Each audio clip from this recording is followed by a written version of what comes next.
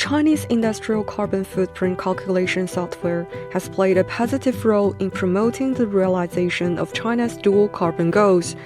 Product carbon footprint is a form of carbon emission accounting which generally refers to the sum of carbon emission generated in procedures such as raw material processing, transportation, production, and sales, and is an important indicator to measure the green and low carbon level of enterprises and products. 因为这项工作其实原来在欧盟就是发起的时间比较早，所以呢，这块的话呢，就是我们原来中国在从事这方面的研究的时候，基本上用的是国际上的工具和国际的数据库。Noticing this gap in the market, an internet company named Shanghai EC Digital Technology began to develop their own carbon emission calculation systems. Unlike traditional manual data collection methods, this system can automatically collect carbon emission data in the production process, improving efficiency in carbon emissions calculations.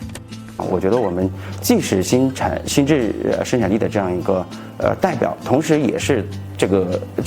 样的一个受益者，就是我们通过这些技术的这种引入，把我们的产品做得更好，把我们的服务做得更好，同时也能更好的去支撑